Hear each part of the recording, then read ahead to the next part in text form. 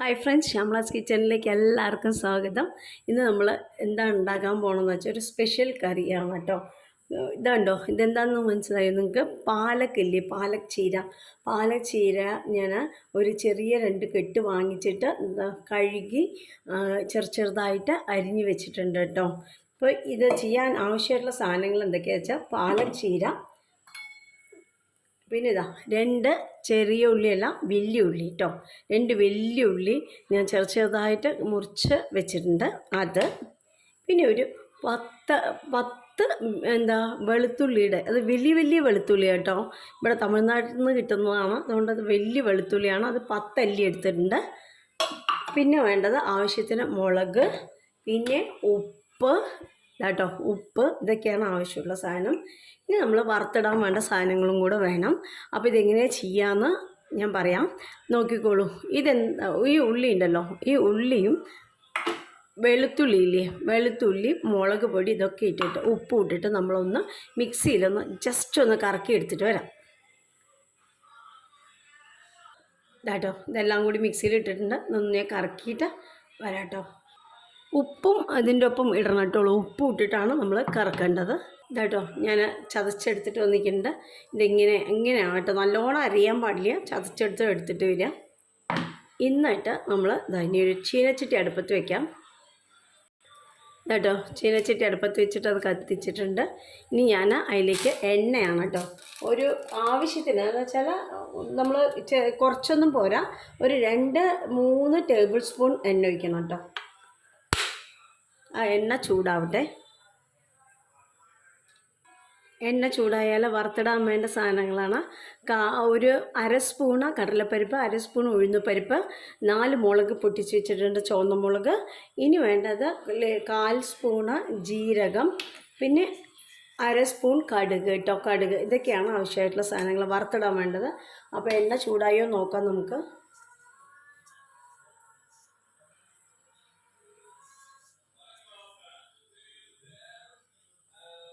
ചൂടായിക്കൊണ്ടിരിക്കുന്നുണ്ട് കേട്ടോ. കുറച്ചും കൂടെ ചൂടാവാനുണ്ട്, കടുക് പൊട്ടുന്നില്ല. ചൂടായി. ഇനി വറുത്തിടാനുള്ളതൊക്കെ നമ്മൾ അതിലേക്കിടാം.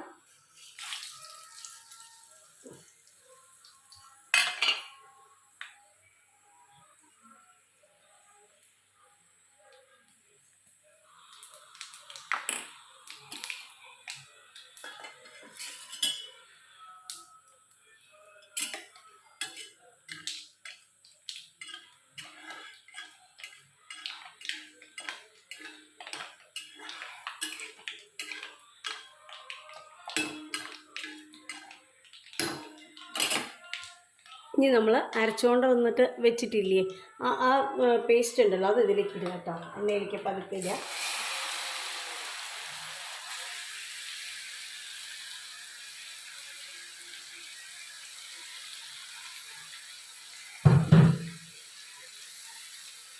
ഇത് നന്നായിട്ട് എന്നിട്ട് വഴന്ന് വരണം.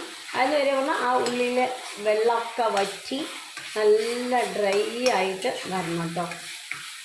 അതുവരെ നമ്മളത് വഴറ്റണം.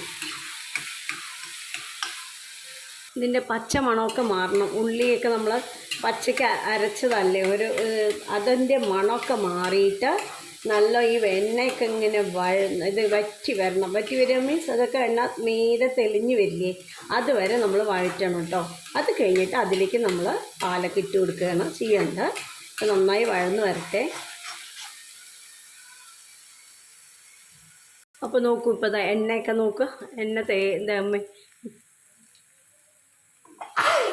തെളിഞ്ഞ് വന്നിട്ടുണ്ട് കേട്ടോ. എണ്ണ നല്ലോണം മുകളിലേക്ക് തെളിഞ്ഞ് വന്നിട്ടുണ്ട്. ഇനി നമ്മൾ ഇതിലേക്ക് പാലൊക്കെ അരിഞ്ഞ് വെച്ചിട്ടില്ലേ, അതും കൂടെ ഇട്ട് കൊടുക്കാം കേട്ടോ.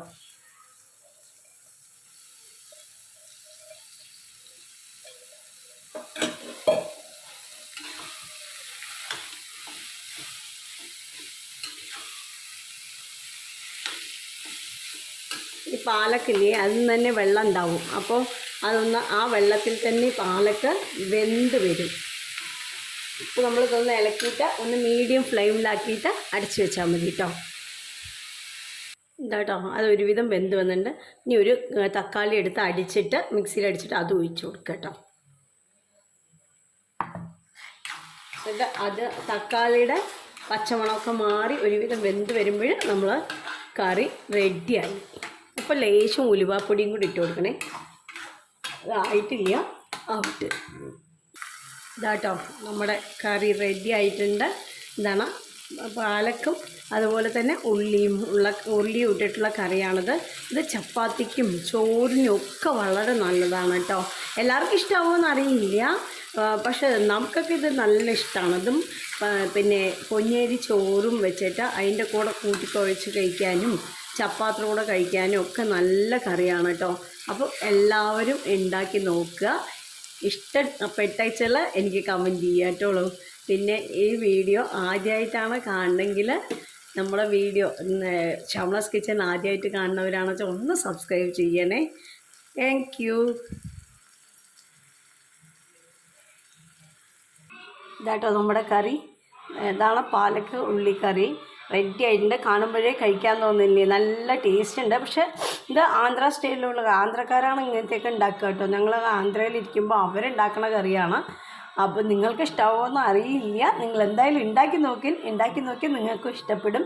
ഇത് ചപ്പാത്തിയുടെ കൂടെ കഴിക്കാൻ ഏറ്റവും നല്ലത്. ചപ്പാത്തിയുടെ കൂടെയും അതുപോലെ തന്നെ പച്ചരി ചോറ് അതിൻ്റെയൊക്കെ കൂടെ ഇങ്ങനെ പെൻസിലിന് ഉണ്ണാൻ നന്നായിരിക്കും കേട്ടോ. അപ്പോൾ എല്ലാവരും കാണുക, ലൈക്ക് ചെയ്യുക, ഷെയർ ചെയ്യുക. എന്താ കമൻറ്റ് വെച്ചാൽ അത് പറയുക. Thank you.